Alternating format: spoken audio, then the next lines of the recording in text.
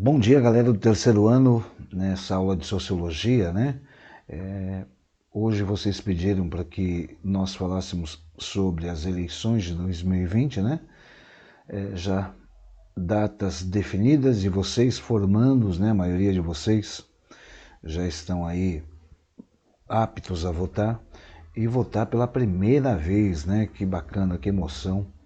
Então, assim, vou deixar hoje, né, aquilo que eu considero importante, né, para que nós possamos aí escolher os candidatos, né?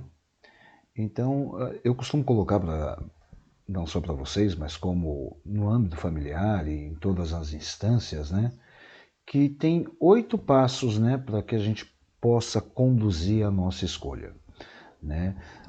Infelizmente nem sempre dá certo, tá legal? Mas assim, são 8 passos que a gente pode conduzir a nossa escolha e eu vou deixar aqui para vocês, né? E aí, mediante a isso, discutam, né? Coloquem lá na descrição do vídeo aquilo que vocês acharam, né? E o que vocês pensam, né?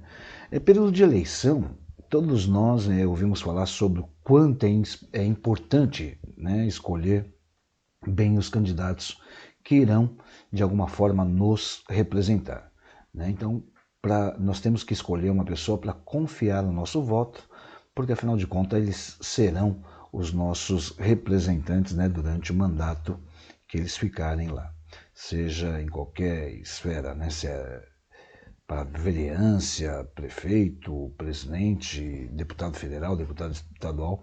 Esse ano de eleição, né, nós teremos eleições para o executivo e para a Câmara de Vereadores aí também. Então, esses caras que vão entrar, eles serão responsáveis, né, pela nossa cidade nos próximos anos. Então, como fazer essa escolha? Como decidir entre tantos candidatos e partidos? Então a gente sabe, né, que não é um processo simples. Então, pelo fato de não ser um processo simples, é interessante, né, que a gente selecione alguns critérios, né, que devem ser levados em conta na hora de escolher em quem votar, né? Então, o primeiro passo, na minha concepção, é a pesquisa do histórico pessoal. Professor, mas como fazer essa pesquisa do histórico pessoal?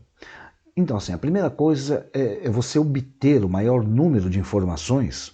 Quando eu falo informações, informações verídicas, né? Informações verdadeiras sobre o seu possível candidato.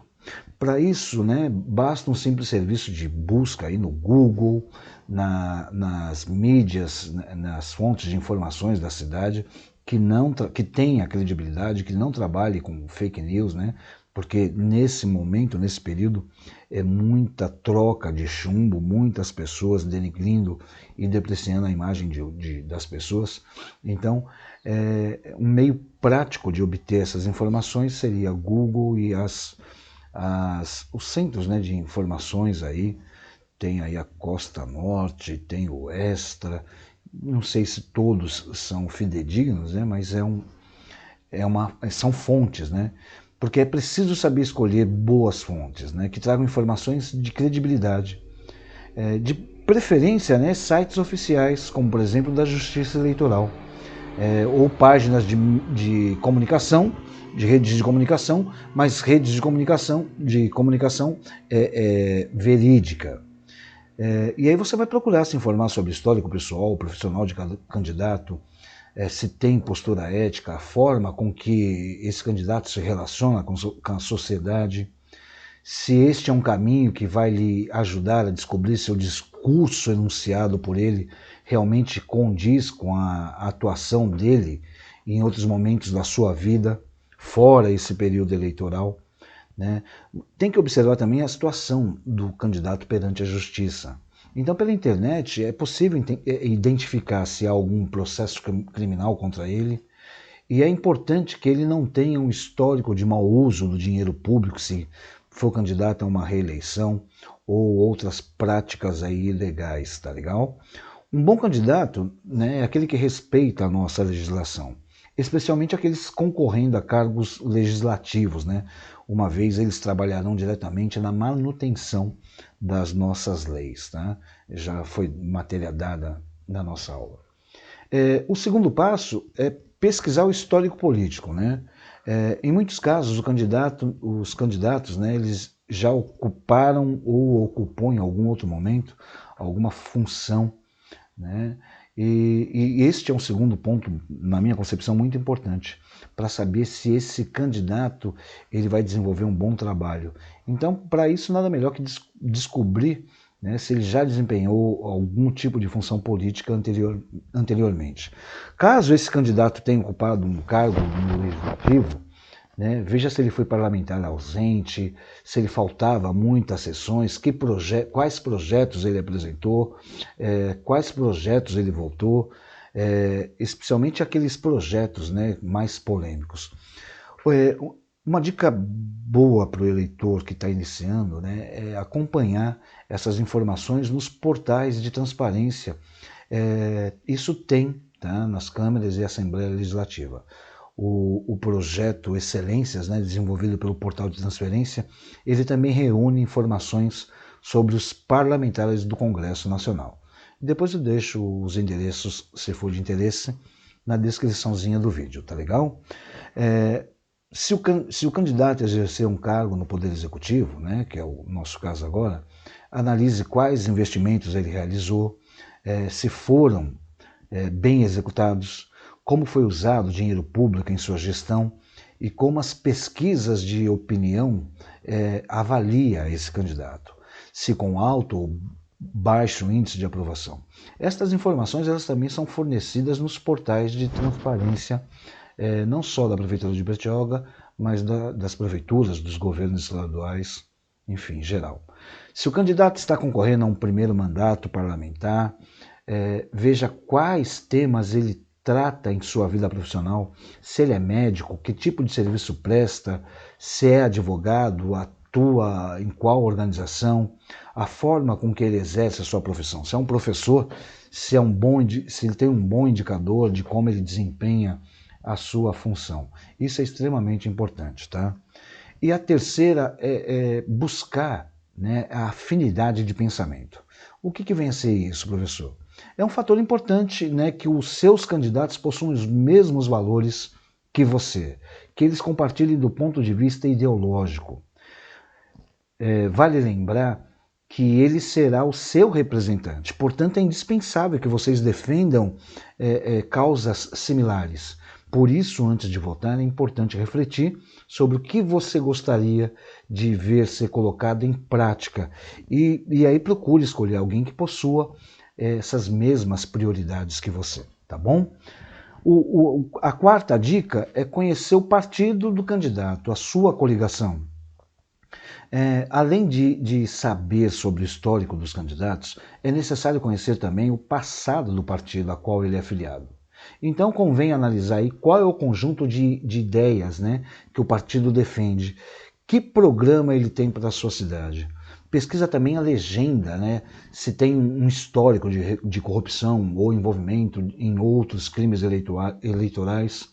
E vale lembrar, né, que o seu candidato, se o seu candidato for eleito, ele vai ter que governar seguindo os ideais do partido qual ele faz parte, né?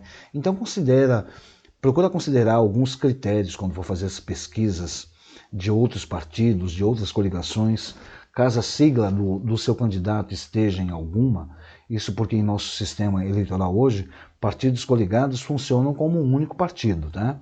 Então, nas eleições proporcionais, as coligações elas influenciam no cálculo daquele coeficiente eleitoral, isso é uma transferência de votos entre candidatos de uma mesma coligação.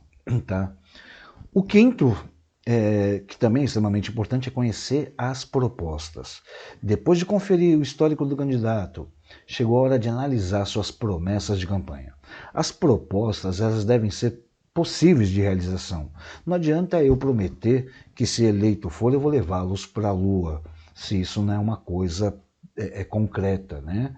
Então procure analisar de uma maneira bem elaborada se é possível, né, ele realizar aquilo que ele está prometendo.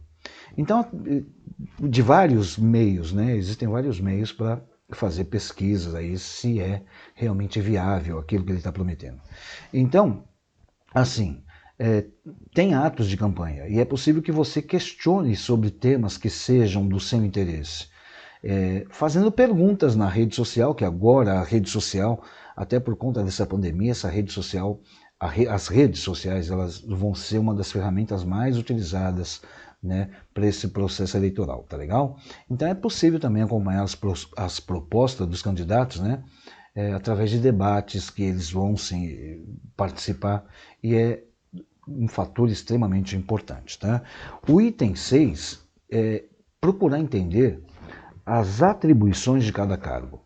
Apesar das nossas aulas, né, a gente sempre procurar mencionar para vocês as atribuições de cada área, então assim, convém identificar se a promessa dos seus candidatos é válida. Para isso, é preciso que você conheça quais as funções do cargo que ele está disputando. Por exemplo, é necessário entender que um candidato a vereador, caso eleito, ele terá a função de legislar e fiscalizar o trabalho do prefeito.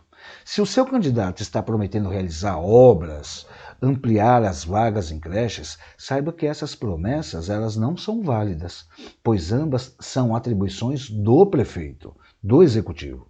Além disso, as promessas elas devem ser possíveis de serem cumpridas, né, no período do mandato, que no caso nosso aí, 4 anos, está claro isso? Então, promessas como esta, elas podem significar duas coisas. Ou o candidato não tem conhecimento do cargo que ele está pretendendo ocupar, ou ele está agindo de má fé, fazendo promessas simplesmente porque ele sabe que dão mais votos. Então, em ambos os casos, os sinais que o candidato não é... Ambos os casos são sinais que o candidato não é tão indicado para assumir uma função de tão grande importância, tá legal? Item 7.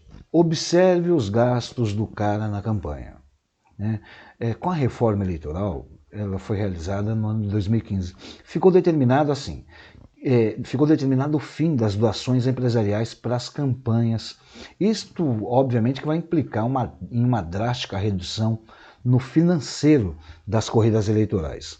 Agora as campanhas dependem do fundo partidário e das doações de pessoas físicas, desde que haja um limite de gastos, tá? Com a redução das doações, as campanhas elas deverão ser muito menores do que eram nas eleições anteriores. Por isso, né, nós, eleitores, devemos ficar atentos. Né? Sinais de que uma campanha está sendo muito cara pode indicar aí o uso de dinheiro indevido, como nós já estudamos aí o Caixa 2. E o oitavo passo, né, a oitava dica, não tão menos importante, cobre um diagnóstico da cidade.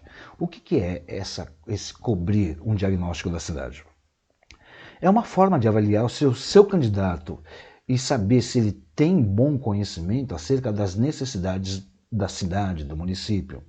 Uma vez que as promessas elas devem ser baseadas naquilo que a cidade e os moradores precisam, de fato. Então é observar quais problemas o candidato considera prioritários e se esses problemas realmente convergem com aquilo que as enquetes elaboradas pelos institutos de pesquisas afirmam. Se o seu candidato faz um diagnóstico errado das necessidades da cidade, é sinal que ele não está preparado para assumir tal cargo. Então é preciso haver compatibilidade entre essas necessidades da cidade e aquilo que o candidato propõe. Tá legal? Então assim, essas são algumas das dicas e aí na aula da semana que vem a gente procura falar um pouquinho mais. Coloquem as dúvidas e sugestões lá na descrição do vídeo. Tá? Tenham uma ótima semana, fiquem com Deus e estamos juntos.